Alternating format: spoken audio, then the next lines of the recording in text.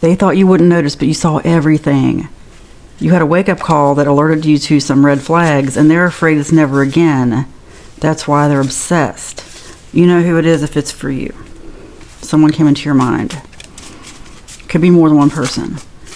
But I'm getting this is actually a repeating pattern for you, and it's not a bad thing. Not a bad thing at all. Okay, a lot of cards came out, but I feel like I'm supposed to read them like a story. Biggest mistake.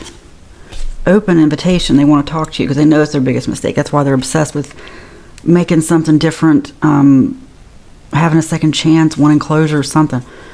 We'll see. Sweetheart. This always tells me love bombing.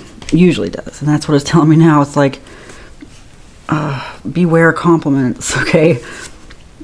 You need to move on. Distance.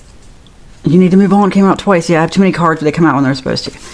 So you need to move on. You need to put some distance between you and this situation. And that's the last thing they want. That's why they're obsessed with the opposite. They don't want there to be any distance. They don't like the distance that already exists. You need to know that you deserve a lot better than this, though. But I'm just relaying a message. What else would they say to you? They really treated you unfairly. This is some karma. And this is why you're getting this message. You need to just be encouraged that this person really did do you wrong. And they know that now. I still dream of you. Because even though you should wish the best for people, no matter what.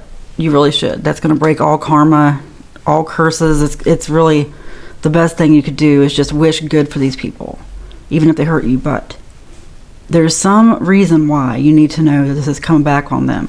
It's just for your intuition. Like something recently must have come up in your life, or you're feeling this person again because they have heard some good news about you. And suddenly it's piqued their interest. They're more curious than they used to be. Lots of speculation going on here. Lots of speculation. Like, okay, I lied to protect your feelings. You left when I needed you. They're still trying to make sense out of all this. It's like they just want closure. That's really what this is about. They want to know how you saw stuff, okay? They want to know what you saw. But only you know that. They're very confused. Because they feel like, well, the main reason is because then they don't want to make that mistake again. They feel like if they knew what it was, they could smooth it over naturally. But like, could they though? That's up to you to decide. Your intuition is strong. That's funny because that came out as I said. It's for you to decide. You really need to think about this. Because this person, I mean, when I say the red flags, it's like you got hit in the face with red flags from a wake-up call. And I'm getting that it was very painful. And that you don't even want to give them time to explain, like, why would you? But if you want to talk to them, you know, sometimes it helps to leave a comment. You never know what they could see. If you want to talk to them, let them contact you. Because some of you, look, this is going to resonate in different ways for different people. Some of you, like this person actually didn't get treated fairly. That's true. That's true. Not for all of them, though. Your intuition told you. You already know. If you have to ask if it's one way or the other, no. You already know. Because really, you're the one in control of this. You don't have to get back together with them. You don't have to accept anything. You don't have to do anything you don't want to do. What's the tea? Oracle deck. Let me get a few cards here and see if we can get clarity. Oh, interesting. Always partying and marrying for money. Okay, that explains a lot. Like the red flags. This whole reading I've gotten the word opportunist. I've almost said it a few times, but that's definitely what I'm getting from here. It's like someone wants to marry for money so that they can just party. Or that's the lifestyle they currently have. And you're somehow connected, like they know that you saw that side of them, or they're afraid that you saw that side of them. Some of them, look, this could resonate in a lot of ways. Some of them are currently married for money, and they're not happy, and they do a lot of things on the side. Others, they want to marry for money, or they have before, or they at least have dated for money, and that's what they're afraid you might have seen, because They may have felt you out for money before, or for something. That's what they want to know. Is that what you saw? They have done a lot of things, like gotten away with a lot. This is someone who knows how to get away with stuff. And you know that. That's really what scares them. They're afraid you saw that, but they don't want to bring it up because it'll just make them look guilty. They'd rather it either just, you just either ignore it. Like, let's say you do talk to them, like you run into them in public and don't want to ignore them, so you talk, whatever. They're hoping you won't bring it up. Or if you do, you'll bring it up in such a way that you're like, yeah, I saw that, but I'm just not going to think about it. I'm going to forget about it. They want to know if you're cool with it, in other words. Like, also, God, my ears are ringing. The relationship you could have had may never have gotten deeper if it was romantic or even friendship, because this person is sort of promised to someone else. But you're someone they could have a deep relationship with. Like, if none of this was a factor, if they didn't have to do any of this stuff, if money, marrying for money, whatever, if it wasn't a factor, you would be the natural choice. Or someone would. Because I just got that this doesn't have to be directly for you. It just could be like the red flag you noticed, like your best friend's spouse or something, you know. But you're definitely connected to this. But if it's for you directly, yeah, there's something special here. But they may have also felt you out to see if you had money. And if you didn't, they were like, okay, yeah, well, we can keep seeing each other behind everybody's back, but I'm going to marry for money. They know how to do things. They know how to get things. They're very clever. Very clever. And you saw that. I don't want to say dangerous, but like dangerously clever. Ears ringing again. This is getting annoying. But dangerously clever at when they want to be. Like, they sort of play dumb. You know what? I don't think it's even playing dumb. Well, it could be. It is a lot of it is playing dumb. It kind of goes back to that, because a lot of us have had to do that, because I relate to that. We've had to do that to survive at times, like our whole lives. And then after a while, you sort of become dumb in certain company. Well, anyway, it's hard to explain. This person also is dumb at certain things because it just bores them. And you may be the same type. I just feel like I'm supposed to bring that up because I go through that too. And that could be what this person's going through. It's like, sometimes you're really good at stuff. Haunted. Okay. Memories, trauma, flashbacks. Okay, you're haunted by these memories of times when maybe you had to play dumb, or you don't know why you were dumb at certain things. When I was in corporate America back then, like, I could either be really, really good at something and you'd think I'm good at everything, but I'm not. It's like I'm either really, really good at something or really, really bad. And the stuff I'm really, really bad at, it's because I just can't focus on it. It doesn't hold my interest. It's like trying to pour water in a cup that just has a hole in it. Like, you might as well not even try if I'm bored. And that's what I'm getting here too. And this all goes back to, like, the fact that you might not think this person's good at stuff. Like, you might know them from a place where maybe they were the same way. There was just something they weren't good at and everybody talked about it. But it turns out they just weren't interested in that thing. It just wasn't the place and wasn't the right job for them. They go to another job and they do really well. That's what I'm getting here, is like, this person is secretly cunning. I don't want to say secretly. It's really not secretly. It's selectively. And yeah, they do hide it because they feel like they have to hide it. Because they've gotten in trouble before for being too smart. Like, a lot of us learn to do that. Memories, trauma, flashbacks. And they're also traumatized by certain things they've done to themselves. Like, the marrying for money. Like, they've gotten themselves into some bad situations for financial gain. Oh yeah. Bad relationships, long-term relationships, some of them, not all of them. Some of them may even have charges at some point, some kind of larceny, theft, even petty theft. A lot I don't know about that, so I'm not going to act like I do. They know how to get away with things, though. Or they're the kind of person who, if people had really been following them around with cameras or something, oh, yeah. But they just know how to get away with things. Really smart. Know how to survive. That's what I mean about this marrying for money. Like, they know how to keep up an entire lifestyle. Really.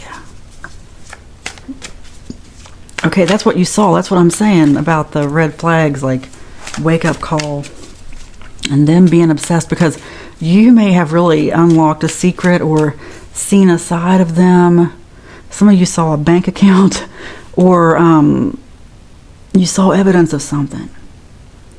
And then all the pieces click together. I know some of you have had that moment. Some of you I know are going to be like, I have no idea what you're talking about. My life isn't that interesting.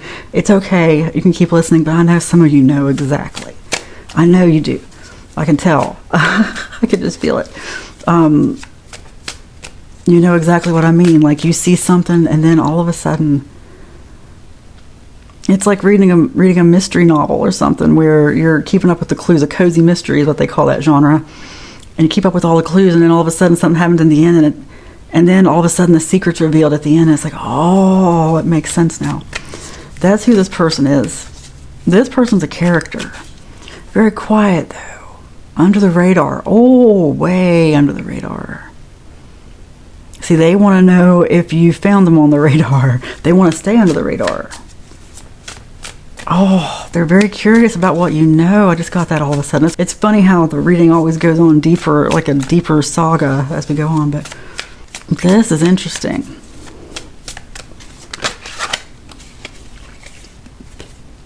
Unfazed. Doesn't care, didn't flinch. You can't shake me. See, that's part of it. Poker face. That's them, unfazed. Acting unfazed, but I'm telling you they're not. And you're probably unfazed too. You're probably gonna be like, that's me. Yeah, I'm not saying you should be phased, okay? But I just mean they're trying to match your energy. They're trying to act the same way. And if they manufacture a meeting with you, or somehow pop up on you, because I'm getting that you might have them blocked, but they're hoping to see you in person, so then they can make eye contact, love bomb, whatever, act all nice, and they are nice. Really, I'm getting a very likable person, and some of you are probably like, I want this person to teach me how they do things. Look, this person has a lot to teach. They know things. This is the kind of person who would be an interesting person to know. I'm not going to lie to you. That's probably why you were drawn to them, and probably why in the end you're like, oh, this makes sense. Like, the kind of person who you peel back the layers. I'm probably the same way. But now that I think about it, people, the more you get to know someone, the more interesting, or it's like, what, you did that? You've had how many lives? That's what it feels like. Unbothered and reflecting. Isn't that interesting? That came out after unfazed, unbothered, reflecting. So this is what you need to do. You just need to be unbothered. It's about your intuition. It's about your intuition, because what happened is you noticed a lot of things, and your body or your mind or someone gave you a tell, okay, like a breadcrumb, or how else to put it. They gave you some kind of sign. I'm getting breadcrumbs though for some reason, like in the true sense of the word, where there were a trail of breadcrumbs in the fairy tale. I can't remember what fairy tale it was now. Why has it slipped in my mind? Anyway, the point is, your intuition gave you a trail, and you need to think about that. It's like there's more stuff hidden in your intuition that you need to know about this, because it was a lesson for you. Because you really, it doesn't have to be for everybody. The whole message doesn't have to resonate, but I'm getting a lot of people had a real wake up aha moment, like the end of Scooby-Doo, where somebody takes off the mask type of thing. It was a big revelation. In other words, someone getting caught. You're very intuitive. Your spirit told you all along. That's what I mean. This happens to me a lot, where it's like sometimes we're better at like giving intuitive messages to other people because we're not as attached to it. When it's me and my own energy, even though I get messages. No, I mean, it's weird. It's like it just doesn't work the same way. There's a lot of disbelief, and it's happened to me even lately. It happens all the time, and then in hindsight I'm like, why didn't I listen? And that's what I'm getting for you too, and I need to do the same thing. I'm going to take my own advice and just journal stuff that my intuition's trying to tell me, like little signs, like Heck, you may have gotten a ring in your ears, or even a headache or something, an achy part of the body, something, when these things happened. And then when you had the big wake-up moment, the gotcha moment, something else happened. It just confirmed. Anyway, if you look back, you knew. And if not, if there was not a wake-up call, I've given it to you. It's been this reading that there's just something different about this person. Like, what's their source of money? There's a lot they don't say. And this is not about you getting in their personal business or anything. Positivity, okay. That's what I mean. It's not about you getting negative. It's about you just listening to your intuition. About this person, about anything else. Because everything I'm telling you is stuff you already knew. And if you're like, I don't know who this person is, think about it. I believe we all have known this kind of person. And use that as a test. Use that, like I said, pay attention to what your spirit was telling you. That voice is so quiet. Your intuition is so quiet. At least mine is. And I think it is for a lot of people. It's like, it doesn't scream at you. It just appears like the most normal, everyday thought. And for me, a lot of times it makes me laugh. Have positivity. That voice you're laughing at that just seems like, no, it couldn't be that, like pat on the head, whatever. That's not true. Yeah, it is. Anyway, listen to your intuition more. It is smart. You are smart. Last card. You are powerful yet humble. That comes out after I said you are smart. That means you're very powerful and humble as well. Okay, smart people are powerful and humble. Don't let the power go to your head. Be humble about it.